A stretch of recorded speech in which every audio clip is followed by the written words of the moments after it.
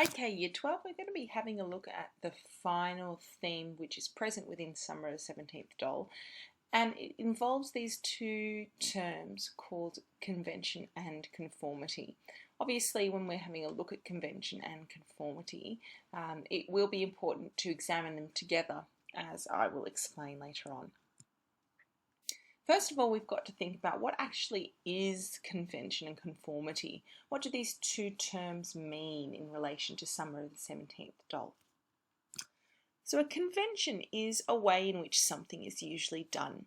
So for example, if you were looking at the living arrangements of individuals or something like marriage, a convention would be the practice surrounding that idea. So for example, marriage, if someone in the 1950s who was desirable or looked suitable on paper would ask for your hand in marriage, the convention would be that you would accept that. It's the convention of marriage.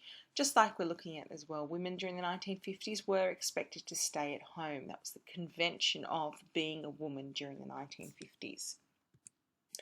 Conformity is whether or not you agree with these standards. So for example, if you have the convention of marriage, if you conform to that convention, it means that you uphold the standards that are required or expected of you.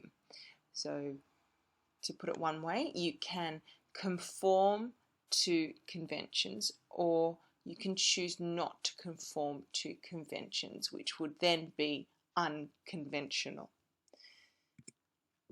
What we're having a look at with Summer of the 17th doll is that we have some key conventions that are through Summer of the 17th doll. We have marriage, and we also have living arrangements, or the living arrangements that we see specifically with the layoff season.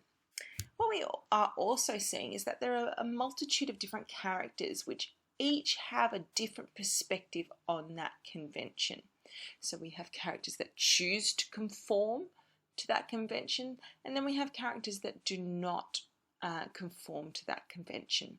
So virtually every character comments in some way or another on the unconventional nature of the layoff season, revealing personal attitudes and values, as well as revealing the qualities that have enabled them to last 16 years. What's important here is to note that the layoff season is unconventional. When we're talking about conventions, we're thinking about what operates within the majority of society. So obviously when we're looking at when we're looking at Olive, Barney, Rue, their situation, it is an unconventional situation for a number of ways, okay, and a number of reasons. We're looking at the whole idea that they're unmarried, the fact that they don't live together for the whole of the year, the fact that Olive still retains her independence. So many factors contribute to it being an unconventional nature. Lawler's authentic dialogue makes it possible for us to glimpse the magic that has occurred. What that's basically referring to here is the idea that Lawler, and we'll get to this later on, Lawler's intention or his authorial purpose is to highlight that perhaps some differences may exist, or that it's difficult to operate within conventions.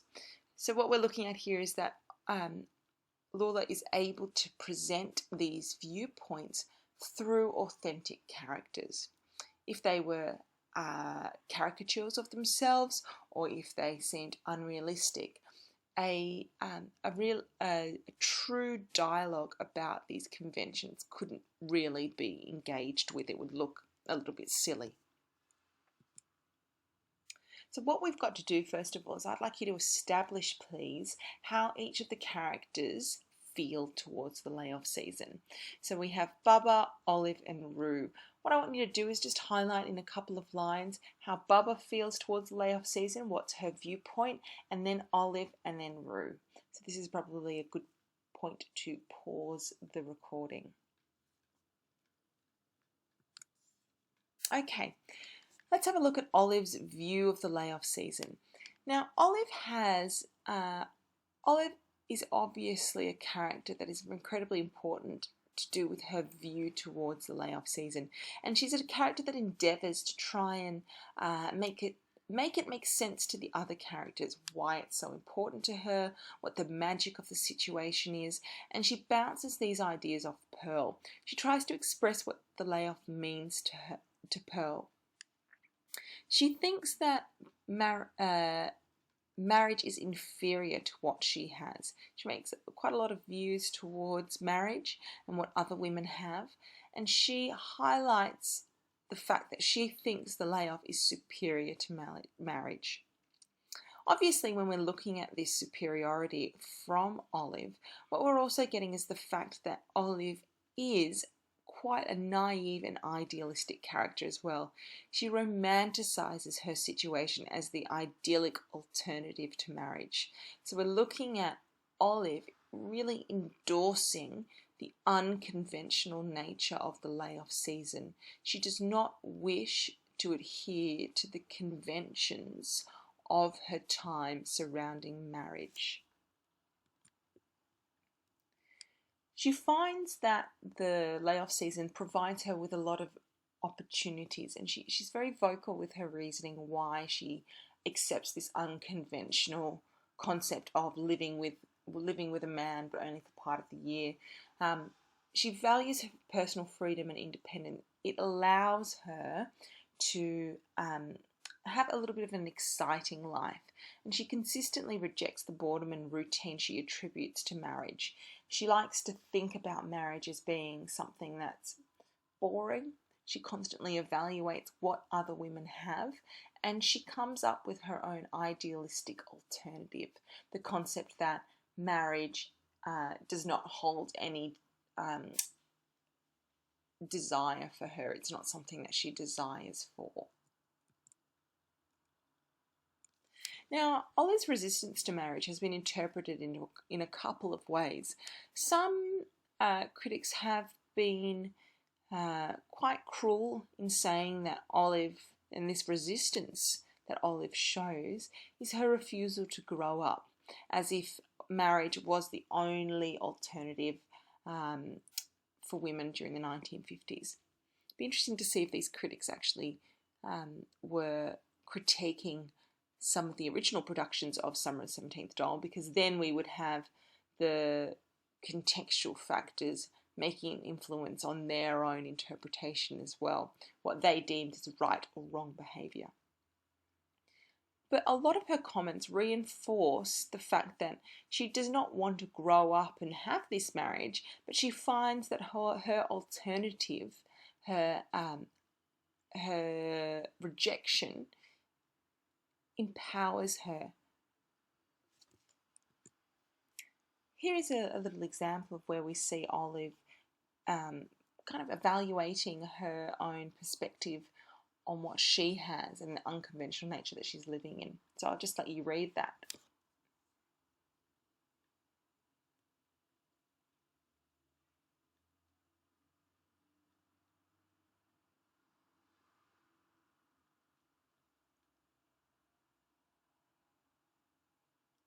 So what we're seeing here is that she's not just naively accepting her unconventional lifestyle as being the only one that's available to her. She doesn't just see it as normal. She is apparent in her criticism of marriage, and this makes her a character that represents that kind of non-conformity. Okay, the fact that she does not wish to conform to the convention of marriage, the traditional convention of relationships between a male and a female. All right, so with that quote that I just showed you, what I'd like you to consider is what kind of voice is Olive in that quote? Whether or not she's a representative voice, is she politically driven, or is she alienated? Now, we know that Olive is a character that kind of straddles or can be one or two of those voices, but I'd like you to try and make a decision about what kind of voice you think she could be here and give some reasons for your answer. All right, what we're going on to now is Pearl. Now, as we've kind of explained and had a look at before, Olive and Pearl are important because they are conflicting characters, because they are characters that not only help move the narrative forward in the play, but they act as sounding blocks. Both of them have quite different viewpoints, and so we get that kind of dialogue occurring between the characters. Pearl is quite vocal in her criticism of the reunion between the cane cutters and the mistresses because she sees them as challenging respectable family values. So Pearl here is a character that wishes to conform to the conventions of marriage. It's quite difficult to kind of wrestle with, but she is outside of the sphere of norms because of the fact that she is a widow, but she is constantly trying to get back into that convention. She sees Barney as a way of going back into the convention of marriage and to fulfill that role of a 1950s woman. She and Olive disagree on the decision of Nancy to marry. All right, so she was quite supportive of Nancy going off and getting married. She said she could see the reasons why she would do it, and then her and Olive kind of come up to they conflict this as well, and they disagree, which shows how both of their ideals about conformity and about convention are contrasted. And Olive's comments shows that she gains a sense of empowerment by challenging societal expectations. What this means is that she is quite righteous in her standing up for her non-conformity. She sees herself as being empowered. She has that challenge. She has that independence. And also, Nancy's decision to marry and the fact that she kind of took herself away from this group and away from Olive's perspective shows that she is an ongoing alienated voice. She is a character that doesn't exist within the Summer of the 17th Doll sphere. She actively chooses to move outside of it. So she's not only an absent voice, she is also an alienated voice. So we've got the dichotomy of Pearl and Olive and their contrasting views. And we do have other characters that have views as well. But other characters are more equivocal than Pearl or Olive. That means that they're kind of ambiguous. They're up in the air. They don't necessarily have a really, really strong side either way. I mean, we see characters that develop and change their perspective as well. And although the men and Bubba all endorse the less conventional lifestyle, they're all obviously part of it, and they can see the merit in the Summer of the 17th Doll and coming down and, you know, that kind of alternative to marriage sort of lifestyle. They are less passionately committed to it than Olive. So it's almost like we've got a degree of different characters here, with Olive at the top, who represents kind of that passionate embodiment of non-conformity, and then we've got Pearl right at the bottom, who is the other alternative, and then we've got characters that will ebb and flow between. So it's kind of showing the audience all of the different levels to do with conformity and convention that are present within the play. Alright, so we have 3 questions here. I'll just go through the questions to make sure that you're clear about what each question is asking you, and then probably pause, answer the questions, and then continue.